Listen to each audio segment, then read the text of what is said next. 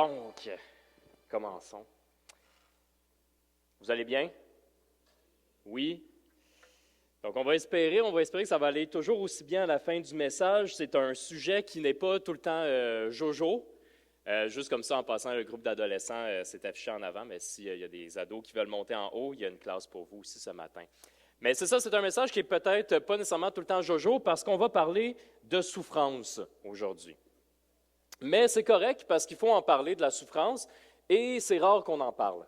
C'est rare qu'on parle de la souffrance parce qu'on est dans une société généralement qu'on veut éviter la souffrance. On est dans une société plus de confort, qu'on veut éviter à tout prix la souffrance, puis quand la souffrance arrive, elle nous prend par surprise. On cherche à l'endormir avec des divertissements, avec des pilules, avec bien des choses. Mais la réalité, c'est que la souffrance, ça fait partie de l'expérience humaine. C'est inévitable pour toutes les personnes dans le monde, peu importe où tu es, qui tu es, que tu vas vivre un jour la souffrance. Et peut-être que si tu es ici aussi pour la première fois ce matin, il y a des fortes chances que ce qui a poussé d'un certain point à venir ici à l'Église ce matin, c'est à cause d'une certaine souffrance. Et je peux te dire, juste pour avoir des attentes réalistes, que c'est un très bon endroit pour trouver un secours pour la souffrance, mais de venir à l'Église, de faire partie d'une Église, parce que l'Église c'est un corps, c'est le corps de Christ, c'est pas la bonne place pour éviter la souffrance. C'est pas la bonne place pour éviter la souffrance parce que quand on y pense, à tout moment, dans l'Église, c'est sûr et certain qu'il y a au moins une personne qui souffre. Et quand on a de l'amour les uns pour les autres, bien, ça veut dire que la souffrance est aussi partagée. Donc, quand quelqu'un qu'on aime dans notre Église souffre, ça nous affecte aussi. Et vu qu'on est appelé à s'aimer les uns les autres, par conséquent, on est appelé aussi à souffrir les uns pour les autres. Et parfois, ça arrive que quand il y a des gens qui vont avoir des problèmes, des souffrances dans leur vie, ou ça peut être aussi quand il y a des conséquences du péché dans la vie de certaines personnes dans notre Église, que ça fait brasser les choses, et là, ça soulève des questions dans nos propres vies, et ça fait cette espèce d'effet-là, des fois, que quand quelqu'un souffre, bien là, après, les autres, ils souffrent, puis là, il y en a d'autres qui souffrent, puis il y en a d'autres qui souffrent. C'est arrivé il n'y a pas longtemps pour nous, admettons, moi et ma femme, je veux dire, il y a comme 2-3 semaines, que des fois, tu es en train de discuter, peut-être que ça vous arrive, tu es en train de discuter, que quelqu'un t'a partagé qu'il y avait des difficultés, fait que là, tu parles, ah oui, ben là, ça, c'est difficile pour eux, puis là, on est en train de parler de ça, puis à un moment donné, ça fait, ah, puis nous, il faudrait qu'on parle aussi. Puis là, t'es comme, ah, non. Puis je me rappelle que, en tout cas, quand c'est arrivé, mettons, il y a 2-3 semaines, ma première réaction, c'est d'être comme fâché, mettons, ou de dire « Ah, là, je m'en serais passé là, de ça. C'est pas de ma faute. Là. Pourquoi je deal avec ça? C'est pas moi qui a fait quelque chose. » Mais en réalité, on réalise que ça contribue à avoir des discussions difficiles et nécessaires. Ça n'a pas rapport avec les autres personnes, ça a rapport avec moi, ça a rapport avec notre mariage, notre couple. Et on réalise que ça contribue en fait à notre sanctification.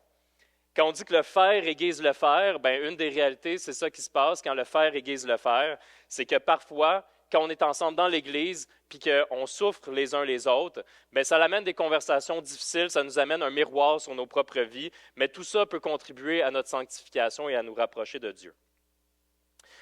Et ce que je veux voir avec vous ce matin, c'est un passage qu'on va regarder ensemble, mais qui essentiellement nous dit que les détresses, nos souffrances peuvent produire la persévérance, qui à leur tour peuvent produire le caractère et ensuite produire l'espérance. Et c'est ce que je veux voir avec vous ce matin dans la parole de Dieu. Mais avant tout, prenons un temps pour prier ensemble.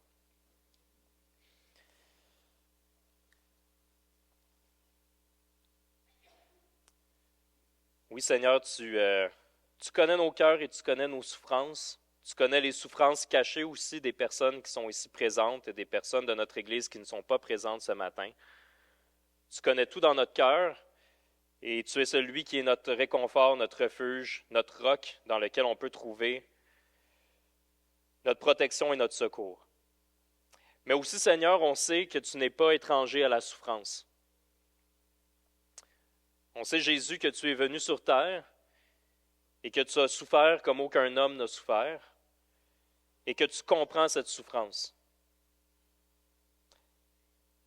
Donc, Seigneur, je te prie pour moi en premier, mais aussi pour toute cette assemblée, pour Pour que lorsque les souffrances arrivent, si les souffrances sont déjà présentes ou dans le futur, quand les souffrances vont arriver, que tu puisses utiliser ces choses qui sont malheureuses parfois, mais pour nous aider à grandir en toi, Seigneur.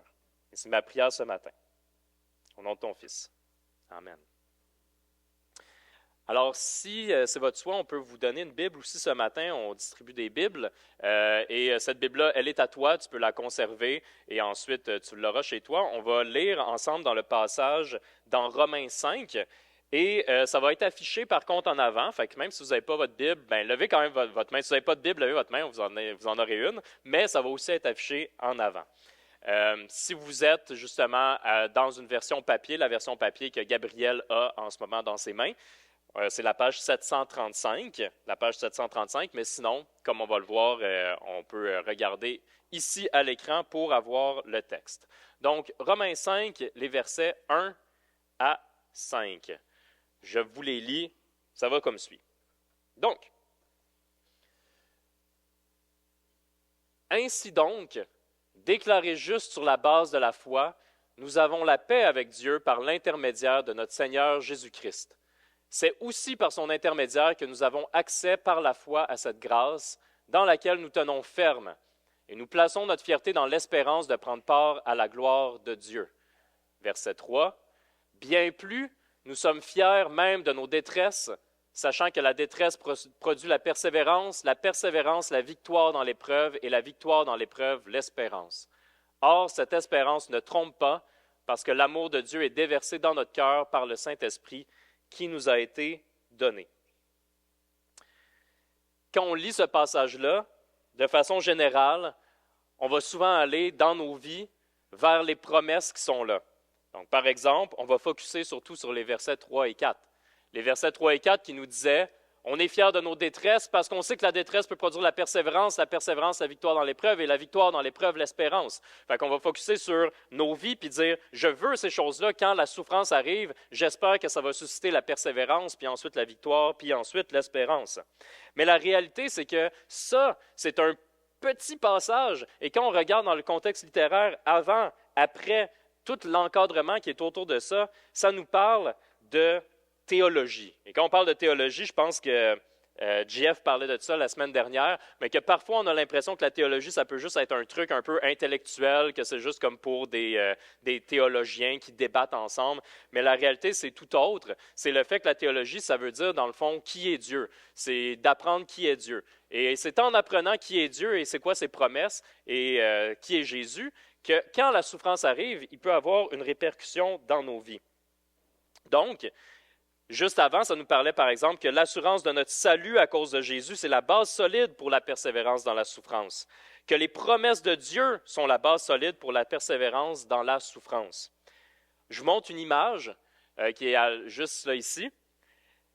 Donc, cette image-là, quand je prépare des enseignements, au début de la semaine, je vais tout le temps prendre le texte, mettons, puis là, regarder le texte, méditer sur le texte, regarder le texte, avant d'aller regarder des commentaires.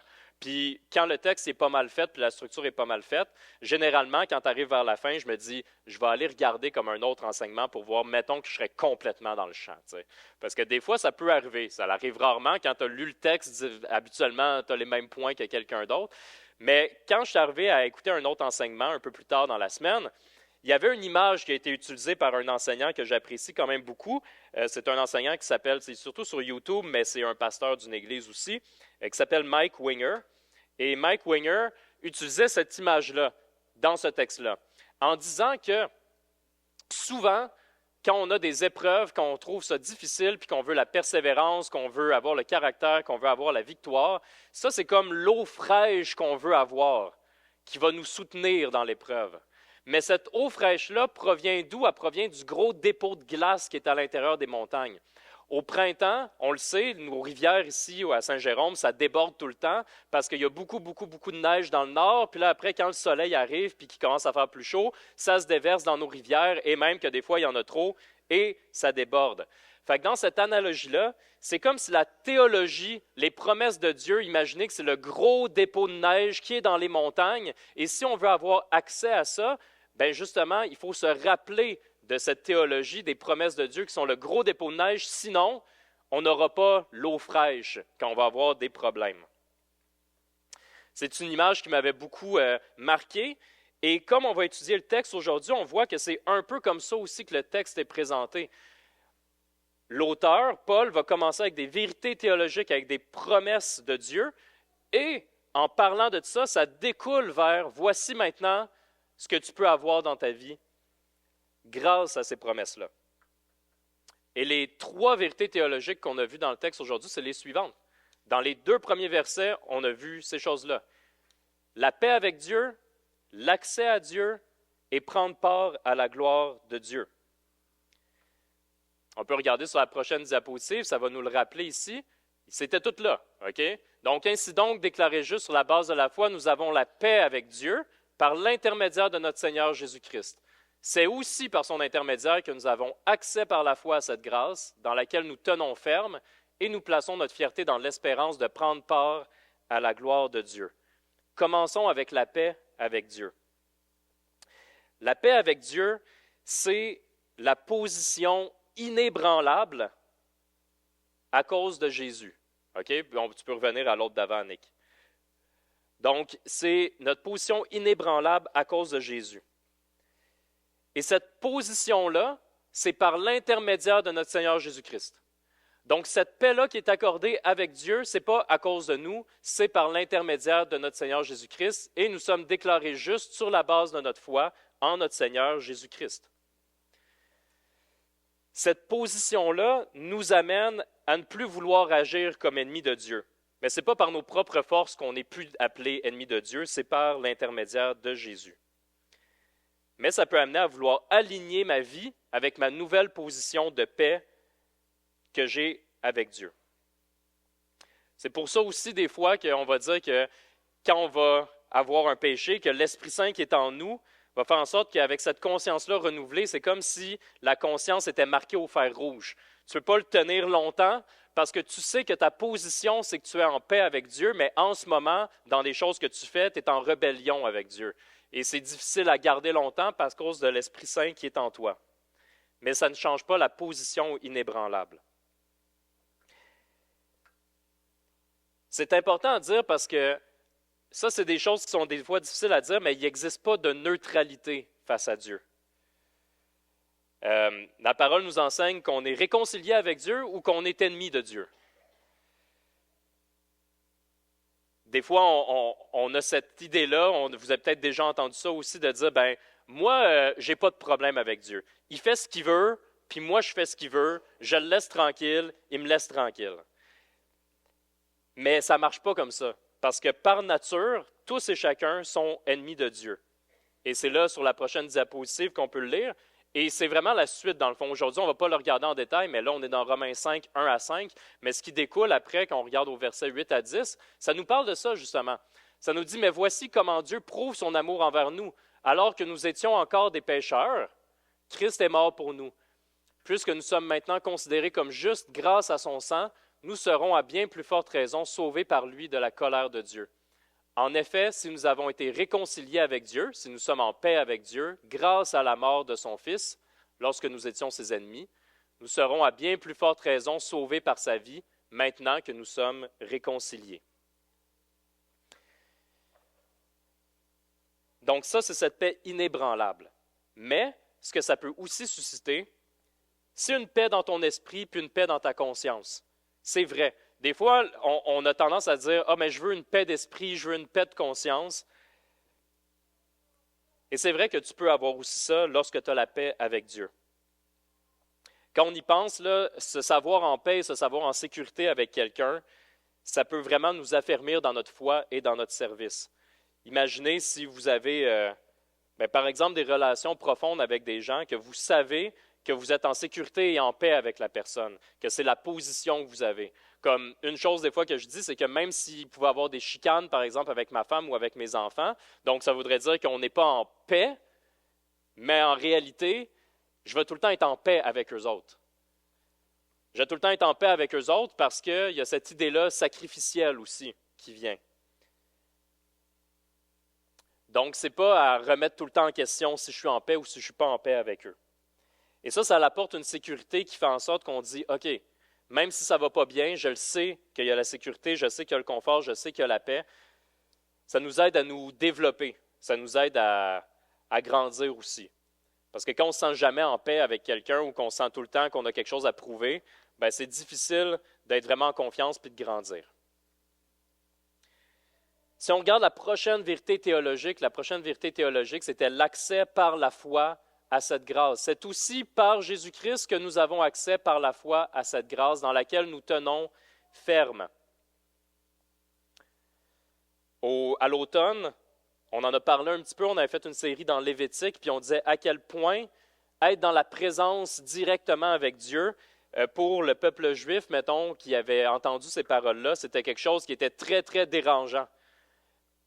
Parce que lorsque Dieu était, par exemple, en présence dans le campement, puis qu'il y avait une tente qu'on appelait le tabernacle, puis il y avait la présence de Dieu qui était là, tu ne pouvais pas juste rentrer dans la présence de Dieu de façon facile. Il y avait plein de rituels, c'est juste le prêtre souverain qui pouvait rentrer dans la présence de Dieu une fois par année pour se présenter, pour représenter, dans le fond, tout le peuple. Et il y avait plein de choses à faire parce que tu ne peux pas supporter la pleine sainteté de Dieu. Mais quand Jésus meurt à la croix, ce qu'on voit, c'est que dans le temple, il y a le voile qui séparait ça justement de la présence de Dieu, qui est déchiré et qui donne un accès directement à Dieu. Et qu'on peut demeurer et tenir ferme. Et ça, je pense que Jeff l'a dit aussi la semaine dernière, mais quand on dit « tenons ferme », c'est un impératif et c'est de demeurer dans la présence. C'est quand même quelque chose de dire « OK, j'ai accès à la foi, maintenant je veux demeurer en Christ et lui va demeurer en moi. » Mais quelle grâce de savoir qu'on peut s'approcher directement de Dieu par la prière et être en sa présence. Et finalement, la troisième chose qu'on voyait dans ce texte, c'était qu'on peut placer notre fierté dans l'espérance de prendre part à la gloire de Dieu. Dans certaines autres traductions, à place de « nous plaçons notre fierté », des fois, il est utilisé « nous nous glorifions dans l'espérance de prendre part à la gloire de Dieu ». On revient avec le terme de gloire. Donc, se glorifier dans le fait qu'on va pouvoir prendre part à la gloire de Dieu. Et cette espérance-là, l'espérance de prendre part à la gloire de Dieu, ce n'est pas une espérance qui est comme, je ne sais pas, qu'est-ce que je pourrais dire, mettons, ce n'est pas une espérance vaine ou une espérance de « il y a des chances que ça n'arrive pas », tu sais. C'est pas comme « j'espère que je vais manger du poulet ce soir », okay? Mais je ne suis pas sûr, j'espère. Ce n'est pas ce genre d'espérance-là, c'est une espérance ferme et assurée qui ne trompe pas.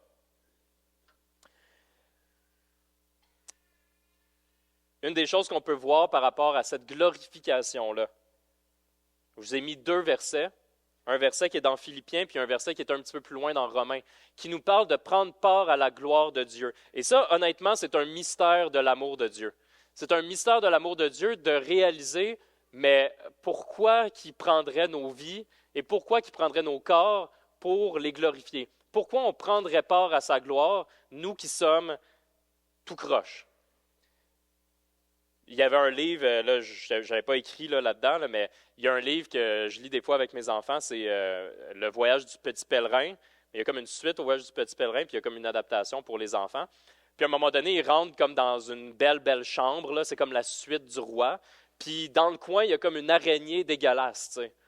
Puis là, ils sont comme, ben voyons, c'est quoi ça, cette araignée-là dégueulasse? Elle a comme pas rapport tout est beau autour, c'est comme, tout est luxueux, puis il y a une araignée dégueulasse. Puis c'est ça qu'il dit, il dit, oui, mais dans sa bonté, le roi a décidé que lui, il voulait faire grâce, puis il voulait prendre part dans cette belle gloire-là, il voulait amener l'araignée. Puis l'araignée, ça nous représentait nous autres. C'est peu flatteur, mais ça fait juste montrer que Dieu veut qu'on prenne part à sa gloire, parce que c'est encore une fois par l'intermédiaire de Jésus. Et c'est ce qu'on voit ici. Il transformera notre corps de misère pour le rendre conforme à son corps glorieux par le pouvoir qu'il a de tout soumettre à son autorité. Et aussi plus loin dans Romains 9, et que dire s'il a voulu faire connaître la richesse de sa gloire envers des vases de compassion qu'il a d'avance préparés pour la gloire. Des vases de compassion, c'est comme si c'était comme des vases en terre cuite, là, qui ne sont pas super glorieux, que tu le regardes puis que c'est comme, ça ne ressemble pas à grand-chose ce vase-là, puis qui veut se glorifier à travers ces vases-là en terre cuite pas très beaux, qui sont nous autres, en passant. Donc, si on prend tout ça en compte, Si on reprend, qu'est-ce qu'on a dit? On a dit d'avoir la paix avec Dieu, la possibilité de tenir fermement dans sa présence et de prendre part dans sa gloire, tout ça par l'intermédiaire de notre Sauveur Jésus. Là, on peut comprendre comment ça peut impacter notre marche et notre réaction face à la souffrance. Fait que maintenant, on va le relire. Bien plus nous sommes fiers, c'est ça, bien plus nous sommes fiers même de nos détresses. Et quand je disais fiers, encore une fois, dans certaines versions, ça dit « bien plus, nous nous glorifions de nos détresses ». Nous sommes fiers de nos détresses, sachant que la détresse produit la persévérance, la victoire dans l'épreuve, et la victoire dans l'épreuve, l'espérance. Pourquoi je l'ai mis en rouge, la détresse? C'est parce qu'on n'est pas masochiste, OK? Quand on dit de prendre part, être fier de nos détresses, de se glorifier de nos détresses, ça ne veut pas dire que si tu te fais mal puis que tu te brises une jambe, que tu te dis « j'ai donc hâte de me briser l'autre jambe ». Ce n'est pas qu'on se glorifie de nos détresses et qu'on a hâte de vivre des détresses. Par contre, c'est de prendre ça tout en compte et de se dire, quand on met ça dans la balance, bien ici j'ai plus de vert que de rouge. C'est de pas de prendre part aux épreuves, mais c'est de dire que oui, les souffrances sont dures, mais les souffrances sont moins grandes que les promesses de persévérance, de victoire et d'espérance. Et ça, c'est une question de perspective, et justement, si on oublie ce que je vous disais avec comme le dépôt de neige et les vérités théologiques, on va juste focusser sur notre désespoir dans la détresse, puis on va oublier les promesses qui sont toutes en vert ici. Regardons chacune de ces choses-là. C'est quoi la différence entre la persévérance, la victoire dans l'épreuve et l'espérance? Et pourquoi un engendre l'autre? La persévérance, je ne sais pas si vous êtes comme moi, mais je suis un grand fan de persévérance. Et la persévérance, ça ne se fake pas et ça ne s'achète pas. Il faut juste que tu persévères. Et je pense que ça démontre quelque chose d'important de persévérer. Bien, ça montre quelque chose d'important juste point, là, juste dans la vie de tous les jours. Je me rappelle quand j'avais donné mon CV la première fois pour une job, puis je trouvais ça insultant parce qu'il n'y avait pas regardé. Tu sais, tu donnes ton relevé de notes, tu donnes genre toutes tes choses, puis là, pendant des années, tu penses que tes notes sont importantes, puis finalement, tu donnes ça, puis ils le mettent dans un tiroir, puis ils s'en foutent. Puis là, tu te dis, OK. Mais la réalité, c'est que quand j'avais parlé un moment donné à ma directrice, elle disait, ben tu sais, ce qui pèse plus pour nous, c'est juste de savoir que tu as persévéré à travers quelque chose puis que tu l'as mis à bout, que tu l'as comme abouti. De persévérer en Christ, ce n'est pas facile. Et on sait que c'est aussi l'Esprit qui nous aide à persévérer en lui. Donc, ça montre quelque chose qui est important. C'est une prière régulière que je fais. J'en avais parlé un peu à l'été qu'on avait fait une petite retraite avec les anciens. Mais des fois, je me surprenais, peut-être que si vous avez des jeunes enfants ou peut-être que, peu importe, là, des fois, il y a des moments qu'on dit, mettons, j'aimerais ça faire un saut dans le temps. De me dire, mettons là, que là, j'arrive dans 15 ans, puis juste de dire, OK, Seigneur, est-ce que j'ai persévéré? On manquerait quand même quelque chose parce qu'on voit que c'est à travers nos détresses, puis les souffrances, puis l'expérience de la vie que ça crée la persévérance, puis qu'on peut s'en remettre à Dieu. Mais des fois, c'est quand même quelque chose qu'on se dit. On dit, là, je vois la lumière au bout du tunnel. Là, au moins, quand ça va arriver, là, après, je vais comme être mieux, tu sais. Mais c'est pas long quand tu parles avec des personnes que leurs enfants, mettons, sont plus vieux, qui disent, non, tu vas voir, après, c'est juste une autre game. Moi, je retournerai à ce moment-là. Puis là, tu dis, ben là, quand est-ce que ça va arrêter? Mais ça ne l'arrêtera pas. Il va continuer à avoir, des choses dans nos relations. Il va continuer à avoir des souffrances. Il va continuer à avoir des joies aussi. Mais on ne peut pas juste se dire comme, OK, ben j'espère que je vais avoir un saut dans le temps, puis que là, maintenant, je vais avoir été trouvé persévérant, que je vais avoir persévéré dans le temps. Mais c'est quelque chose que je valorise beaucoup, de pouvoir persévérer dans mon rôle de mari, dans mon rôle de père, comme pasteur aussi. C'est des choses qui ne sont pas faciles des fois, puis que c'est bien de demander à Dieu de nous donner la persévérance. Et la persévérance engendre la victoire dans l'épreuve. J'ai eu un peu de problème avec celui-là parce que quand on le lit en anglais, par exemple, ce n'est pas du tout la même chose qui est utilisée en anglais. Ça va dire que perseverance, je m'excuse, les personnes anglophones qui sont présentes en ce moment, perseverance brings character brings hope. Donc en anglais, ce n'est pas la victoire dans l'épreuve, c'est le caractère. ça ressemble à être un peu différent. Victoire dans l'épreuve puis caractère, c'est pas exactement la même chose. Fait que dans ce temps-là, c'est mieux d'aller directement dans le grec. Parce que là, tu te dis, bon, ben là, dans le grec, ça, c'est l'original, fait que peut-être qu'en anglais puis en français, on n'est pas d'accord, mais dans le grec, le mot qui est utilisé fait référence à un test de métal qu'on met dans du feu. Le test de métal pour voir si le métal est pur puis s'il va résister au feu.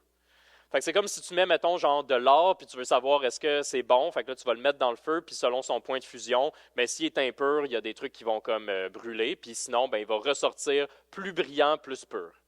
Donc, de ce côté-là, c'est la victoire dans l'épreuve du feu, et c'est aussi, on peut voir le côté de caractère, de passer à travers une épreuve, et que ça nous a renforcé, qu'on est comme un peu plus solide.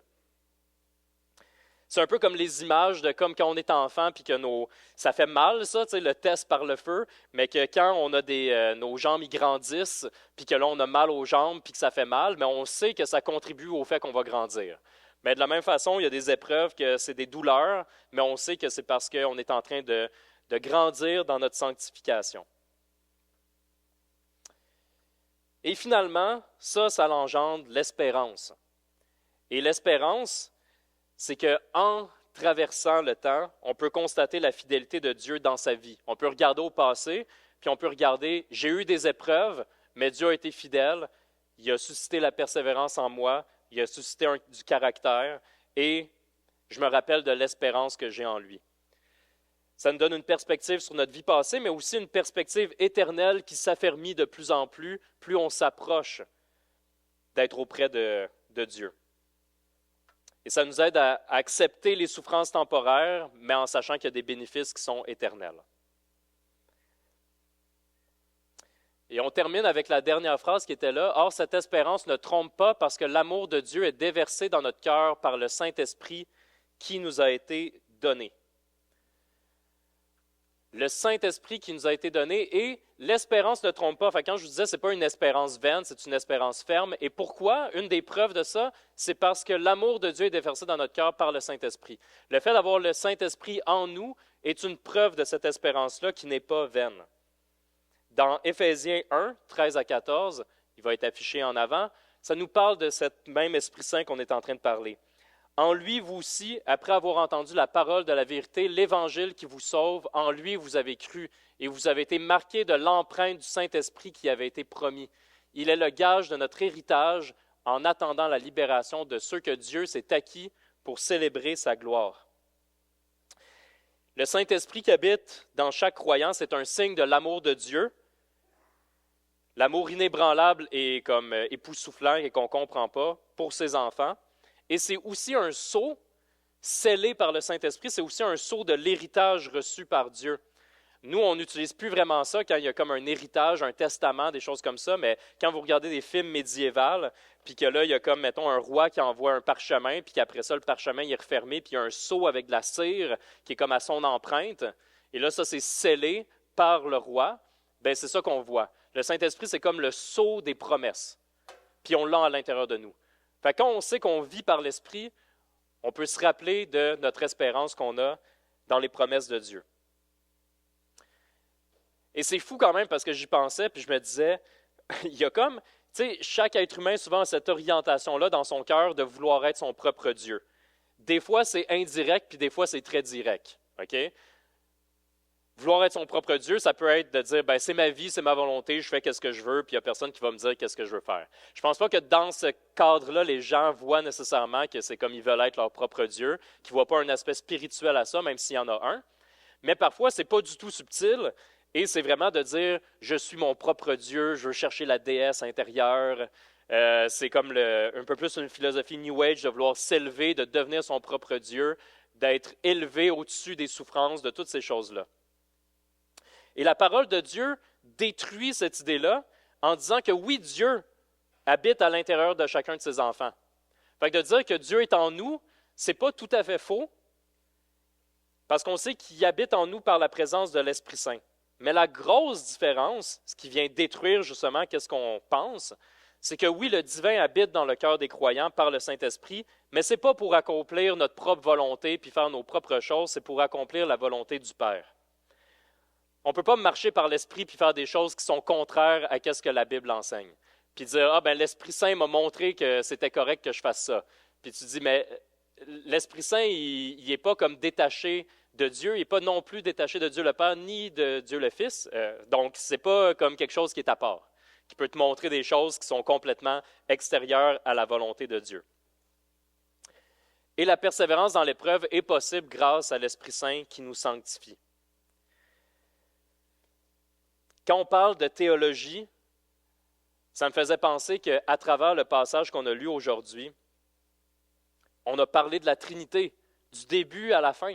Fait que des fois, on voit aussi le concept de Trinité pour dire que moi, mais la Trinité, ça c'est un concept un peu vague, en quel point c'est important. Mais on l'a vu, on a vu le Père, on a vu le Fils et on a vu le Saint-Esprit aujourd'hui dans ce passage. Si je reviens sur cette image-là que je vous ai montrée tout à l'heure, qui est ici, qu'est-ce qu'on a vu? On a vu que dans le gros dépôt de neige, il y avait justement ces vérités théologiques. Les vérités théologiques qui étaient en lien avec Dieu le Père. Avoir la paix avec Dieu le Père, avoir accès à Dieu le Père et prendre part à la gloire de Dieu le Père. Mais tout ça était fait par l'intermédiaire de Jésus. Par l'intermédiaire de Jésus. Dans cette image-là, la meilleure analogie que je pourrais dire, c'est que Jésus, c'est comme si c'était le lit de la rivière. Le lit de la rivière qui est creusé. Si le lit de la rivière n'existe pas, ça ne va pas se rendre jusqu'à nous autres. Ça va rester dans la montagne. Le lit de la rivière est présent qui fait en sorte que les promesses de Dieu sont accomplies par l'intermédiaire de Jésus-Christ et ça vient jusqu'à nous. Et ensuite, on peut vivre par l'Esprit Saint. Et là, ça serait la belle rivière d'eau rafraîchissante. Ce qu'on veut avoir en bout de ligne, mais c'est de vivre par l'Esprit Saint. J'ai invité les musiciens aussi à venir, puis j'ai invité aussi ma sœur Jeanne à s'approcher.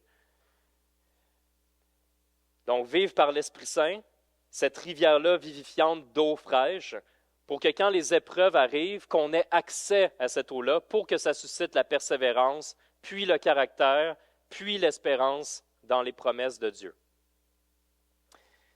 Si j'ai invité Jeanne, bien, premièrement, c'est parce que le 4e dimanche, on veut mettre plus de place pour la prière aussi dans notre assemblée et savoir aussi que la prière, c'est vraiment pas juste une question des pasteurs ou de la personne qui fait la louange en avant. C'est en assemblée qu'on le fait.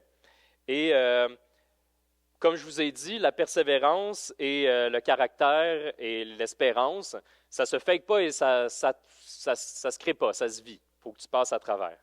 Et c'est pour ça que j'avais demandé à Jeanne si Jeanne pouvait venir, parce que je pense que Jeanne a une perspective qu'elle peut apporter au travers de la prière, d'avoir passé à travers les épreuves, d'avoir persévéré, et que ça va être édifiant pour le corps de Christ. Donc, Jeanne, si tu veux, je pense que tu as préparé une prière pour nous. Père bien-aimé, nous nous présentons devant toi, reconnaissant d'avoir transféré la justice de Christ sur nous, tes enfants, et ainsi avoir rétabli notre relation avec toi. Nous savons que l'ennemi ne se relâche pas pour briser cette relation et nous éloigner de toi, et que les épreuves et les tempêtes de la vie peuvent se déchaîner contre nous. Dans Jean 3, verset 1, il est écrit « Mes frères, regardez comme un sujet de joie complet les diverses épreuves auxquelles vous pouvez être exposés, sachant que l'épreuve de votre foi produit la patience. » Et dans Jean 4, verset 7, « Soumettez-vous donc à Dieu et résistez au diable. Approchez-vous de Dieu, il s'approchera de vous. » Père, nous te demandons de fortifier notre foi au-dedans de nous. Aide-nous à garder les yeux fixés sur Jésus quand les vents soufflent contre nous. Tu as dit par David dans Psaume 27, verset 5, « Car Dieu me protégera dans son tabernacle au jour du malheur. Il me cachera sous l'abri de sa tente et il m'élèvera sur un rocher. » Père, nous te demandons, nous ne te demandons pas d'enlever l'épreuve, car celle-ci nous rend conscients que nous ne pouvons rien faire sans toi. Mais dans Josué 1,5, tu as promis de ne jamais nous délaisser, jamais nous abandonner, car nos épreuves forment notre caractère pour développer l'espérance pour de grandes choses à venir. Dans Isaïe 41:10, tu nous dis « Ne crains rien, car je suis avec toi. Ne promène pas des regards inquiets, car je suis ton Dieu. Je te fortifie, je viens à ton secours, je te soutiens de ma droite triomphante. » Père, fortifie ceux qui se sentent fatigués, encourage ceux qui se sentent abattus, renouvelle les forces de ceux qui veulent abandonner et donne-leur la victoire après qu'ils aient passé par la vallée de l'ombre de la mort, pour les élever par la suite sur les hauts sommets de ton amour, triomphant, après les avoir rendus saints et sans reproche à tes yeux. Et nous te prions au nom de Jésus, le nom au-dessus de tout nom, qui fait trembler les puissances des ténèbres de l'enfer et les met en déroute. Amen.